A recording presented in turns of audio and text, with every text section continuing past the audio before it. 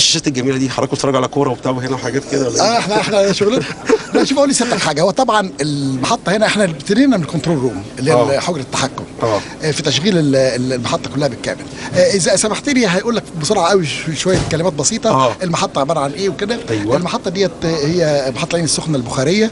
دي فيها تربينتين، كل واحده منهم تقدر تطلع لغايه 650 ميجا وات.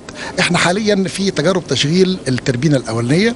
ان شاء الله احنا نامل ان تدخل المحطه، هي موصله على الشبكه دلوقتي وبتطلع مجموعه من القدرات بتصل يمكن حوالي 160 نقدر نشوفها على الشاشه. 166 ميجا دي تمثل لك القدره اللي المحطه النهارده دلوقتي شغاله بيها. يعني ده 176 ميجا وات. خد بالك احنا لسه في تجارب التشغيل. تجارب التشغيل دي مكونه من مجموعه من المراحل. تبتدي المرحله الاولانيه بتشتغل على 25% من الحمل بتاعها لفتره، وبعدين بعد كده 50%، 75 وهكذا. اسالك سؤال بس احنا بنتفرج على الساده المشاهدين اللي هم مش خبراء زي في الموضوع. هو الميجا وات ده يشغل قد ايه؟ يعني مثلا يشغل عماره بحجم قد ايه مثلا لمده سنه ولا لمده شهر؟ لا مش لمده، لا دي قدره.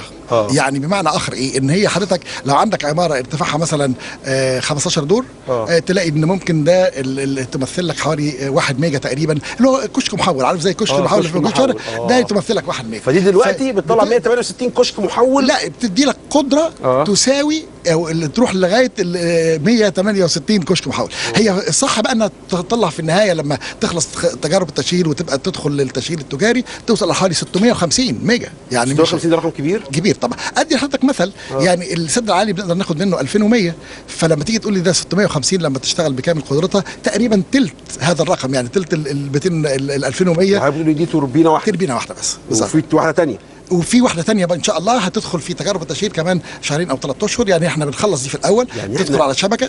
المكان ده فيه توربينتين مظبوط يشغلوا تقريبا ثلثين السد العالي تقريبا بالشكل ده. تقريبا حوالي 1300 ميجا، وده رقم كبير جدا. ودي من ضمن الحاجات لا على فكره الشغل في المحطه هنا بادي بقى له فتره من الزمن، يعني حوالي 5 سنوات وشويه تقريبا. هو فين المحطات حضرتك بتاخد قد ايه عمرا عشان نوصل للمرحله اللي احنا فيها؟ المحطه ديت من النوع اللي بيسموه سوبر كريتيكال، اللي فوق الحرجه دي ودي اول محطه من هذا النوع تتعمل في الشرق الاوسط على فكره.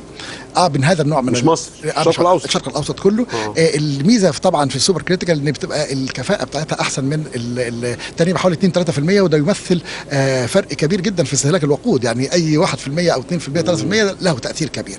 فالفكره انه زي ما حضرتك هي المحطه احنا لازلنا في تجارب التشغيل. ان شاء الله نامل انه على في خلال شهر نوفمبر القادم تكون الوحده دي دخلت بالكامل، على الرغم من زي ما بقول لحضرتك هي حاليا متوصله على الشبكه وبتضخ يعني فيها. حتى في وقت التجربه احنا بنستفيد منها طبعا، لانه احنا حضرتك بتحملها، فطبعا احسن حاجه للتحميل توصلها على الشبكه.